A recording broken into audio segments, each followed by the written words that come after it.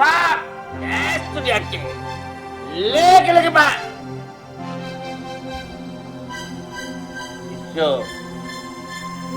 শরীর একদম কচা হয়ে গেছে, জাম হয়ে গেছে।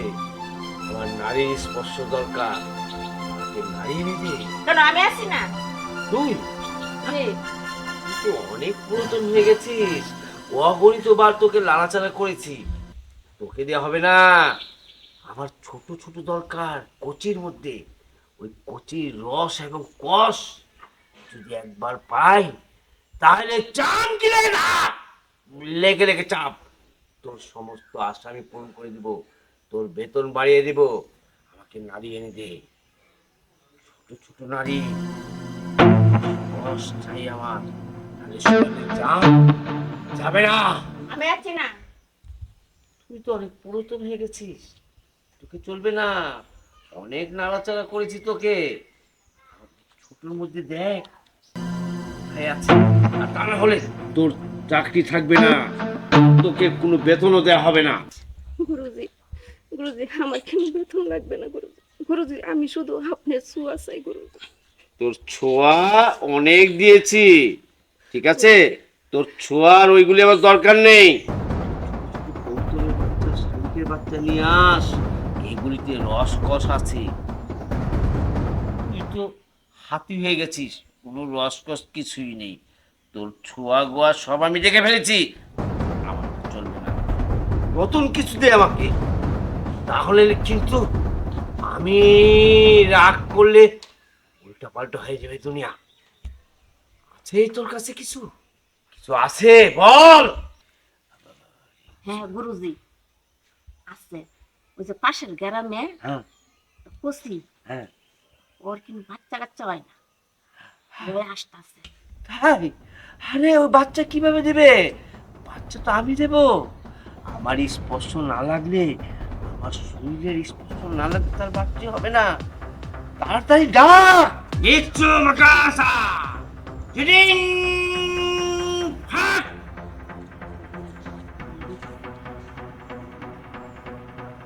জিডিং ফাক লেগে লেগে ফাক ধ্যান কে লেগে ধাপ লেগে লেগে চাপ চাপ লেগে ধাপ তো নাই নাই।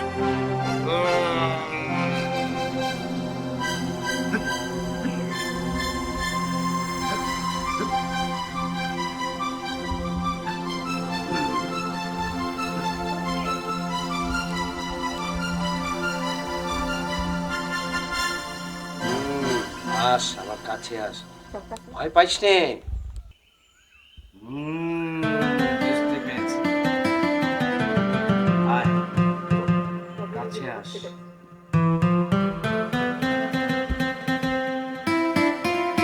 বস, বস।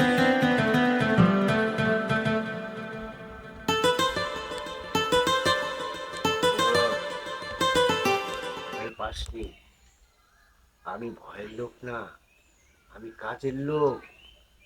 তোকে শুধু এক টুকরা গোস্তের টুকরাটা দেব। তুই কোনো ভয়ের লোক না, তোকে একটা গোস্তের টুকরা দিব।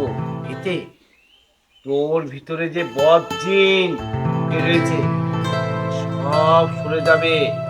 তোর বাচ্চা অটোমেটিক এসে পড়বে। বাবা সত্যি বলতেছেন? আমার আমার আমার বাচ্চা কাচ্চা হবে? বাবা আমার যদি একটা বাচ্চা হয়, আপনি যা চাবেন আমি আপনাকে তাই দেবো। আমি কিছুই নেব না, আমি কারো কাছ থেকে কোনো কিছু নেই না, তাই না? আমি শুধু দেই। আমি তোকে যে টুকরাটা আজকে দেব সেটা নিলি তোর বাচ্চা দেখবি হয়ে যাবে। আমি উপকারের জন্য আসছি। তোকে আমি এমন একটা জিনিস দেব, তুই এটা নিয়ে রাতের বেলা পানি খাবি, এটা ভিজিয়ে। তারপর কালকে সকালে তুই আমার এই আসনে আসবি, ঠিক আছে?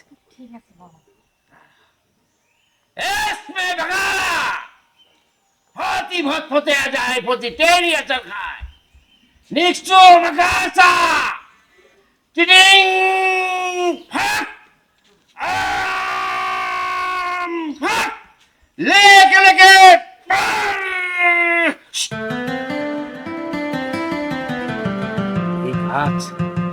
গাছের পানি ধুয়ে খাবি এ রাতে। আর সকালে যখন এখানে আসবি আমার আসনে, শাড়ি পরে আসবি, কেমন?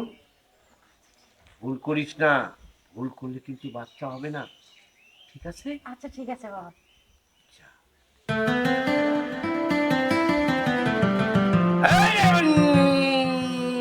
বাখারা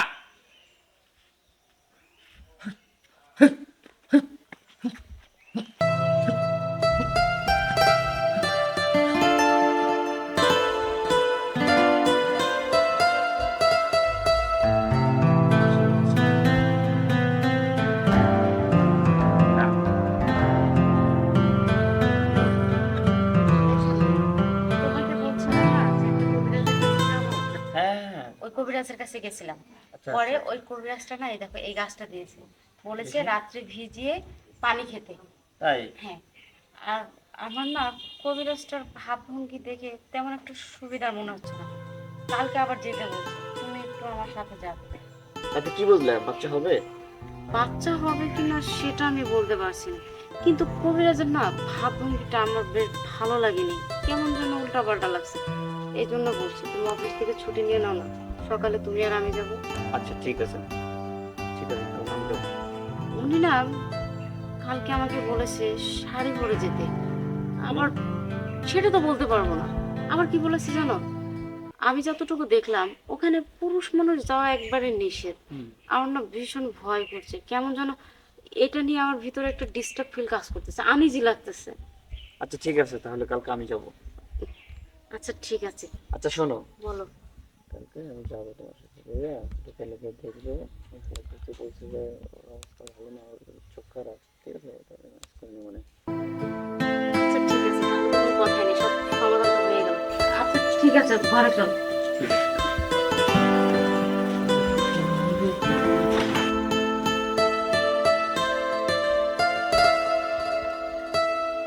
শোনো, আজকে অফিসে যায় নাই, শুধু তোমার সাথে যাবো ওই জন্য। ঠিক, আমাদের তো বাচ্চার দরকার, ঠিক আছে? বাচ্চার জন্য আমরা সব কিছু করতে পারি। তো আজকে যাবা, আর যদি কোনো কাহিনী করে আমি আজকে লুকিয়ে থাকবো, ওই ধরবো, ঠিক আছে? শোনো, আচ্ছা, বলো। একটা সন্তানের জন্য কত চেষ্টা করছি, কত কিছু করছি, কত ডক্টর দেখালাম, কত কবিরাজ দেখালাম, কিন্তু ওই উপরওয়ালা আমাদের মুখের দিকে তাকিয়ে দেখলো না। জানি না কোন জন্য কি পাপ করছিলাম, সেই পাপের সাজা এখন ভোগ করতে হচ্ছে। এটাই শেষ ভরসা, যদি হয় তাহলে ভালো, আর যদি না হয় এটাই ভাগ্য বলে নিয়ে নেব। আর এটাই এখন আমাদের শেষ ভরসা। শোনো, আজকে আমি অফিসে যায় নাই শুধু তোমার সাথে যাওয়ার জন্য। আজকে যদি ও কবিরাজ তোমার সাথে কোনো খারাপ আচরণ করে, বুঝো তো, এইবার ওরে সাহায্য করবে। আরে তুমি এত চিন্তা করো না আমাকে নিয়ে, আমি নিজের প্রোটেক্ট নিজে নিতে পারি। শুধু চলো তো তুমি আমার সাথে এখন। আচ্ছা ঠিক আছে, চলো। কিরে, সকালে আসার কথা এখনো আসছে না কেন?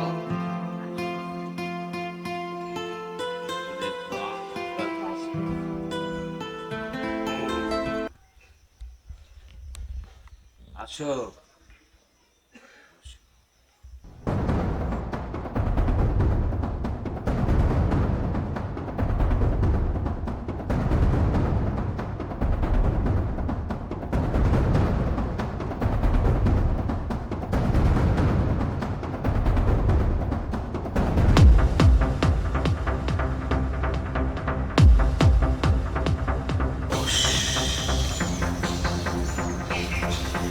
তোর বাচ্চা হয়ে যাবে, আমি বলে বলে দিয়েছি, দিয়ে দেবে, তবে একটা শর্ত। কি শর্ত বাবা? আমি আমি আপনার যে কোনো শর্তে রাজি আছি, শুধুমাত্র আমি একটা বাচ্চা চাই আমার। তোর বাচ্চা হয়ে যাবে, শর্তটা হলো আমি তোর ভিতরে ঢুকবো। আমার ভিতরে ঢুকবেন মানে আপনার কথাটা ঠিক বুঝলাম না। বুঝলি না, আমি যদি তোর ভিতরে নাই ঢুকি, তাহলে তোর ভিতরে অনেক জং, অদৃশ্য শনি, বৃহস্পতি তোকে কি করছে, এগুলোকে বের করতে হবে। বাবা বাবা আপনার যা খুশি তাই করুন, কিন্তু আবার আমার শুধু একটা মাত্র সন্তান চাই। সন্তান ছাড়া আমার দুনিয়াদারি অন্ধকার বাবা। আমাকে একটা সন্তান দেন না। হবে, সন্তান হয়ে যাবে। আমি শুধু এর ভিতরে গেলে তোর সন্তান এমনি এমনি করে এসে করবে, কিন্তু সন্তান হতে হলে শনি বৃহস্পতি তোর ভিতরে ঘুরছে, এগুলিকে আমার তাড়াতে হবে। চল, তোকে নিয়ে এখন আমি ভিতরে যে তোর শনি বৃহস্পতি ঘুরিয়ে দেব। চল, চন্দ্রমোহন চল, ঘরের ভিতরে চল। ঘরের ভিতরে যাবো মানেটা কি? আপনার যা চিকিৎসা এখানে চিকিৎসা দেন আমাকে, আমি ঘরের ভিতরে কেন যাবো?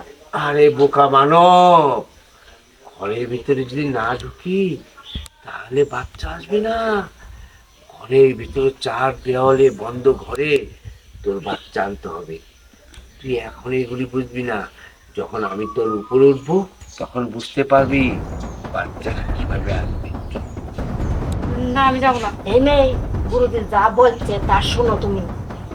আপনি চুপ করুন। শোন, আমার কাছে যখন এসে পড়েছিস আমি তোকে আজকে বাচ্চা দেবই। চল আয়, না, বাচ্চা দিয়ে দিব। আমার বাচ্চা লাগবে না। ঘরের ভিতরে ঢুকে আমি তোকে বাচ্চা দিব।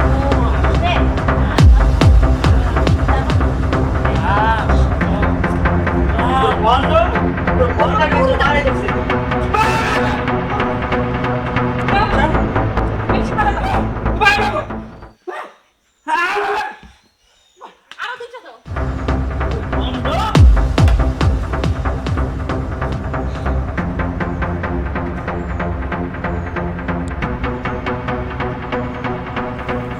তুমি ঠিকই বলছিলা, ও খুবই খারাপ। বাবা, তোমাকে একটা কথা বলি।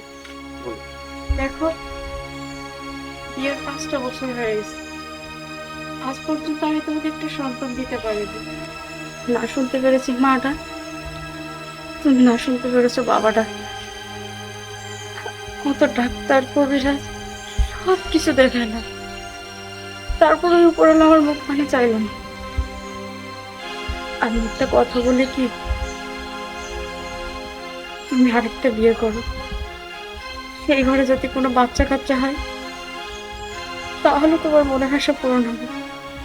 আমি সব কিছু মেনে নিব, শুধু আমি তোমার সংসারে থাকতে চাই। না শোনো, আমার বিয়ে শাদীর দরকার নাই।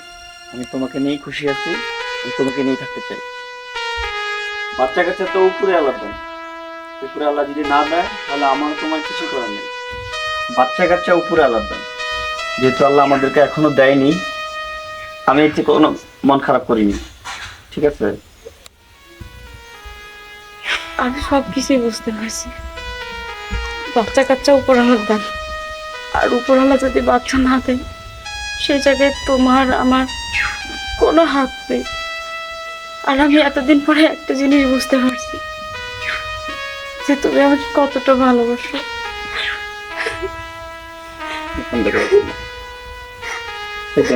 ঠিক আছে, আমি আছি তো, আমি থাকতে তোমার কোনো সমস্যা হবে না। নিশ্চয়ই আল্লাহ উত্তম পরিকল্পনাকারী। আমরা বাচ্চার জন্য কবিরাজের কাছে যাই, ডাক্তারের কাছে যাই, অথচ স্রষ্টার কাছে চাই না। যিনি দেবেন তার কাছে না চেয়ে আমরা মানুষের ধারে ধারে যাই, কখনো কবিরাজ, কখনো আয়ুর্বেদিক, কখনো এলোপ্যাথি, কখনো ডাক্তার। আসলে আল্লাহ যাকে দিবে কেউ থামাতে পারবে না। আমরা বরঞ্চ মানুষের কাছে না চেয়ে আল্লাহর কাছে চাই। নিশ্চয়ই আল্লাহ উত্তম পরিকল্পনাকারী।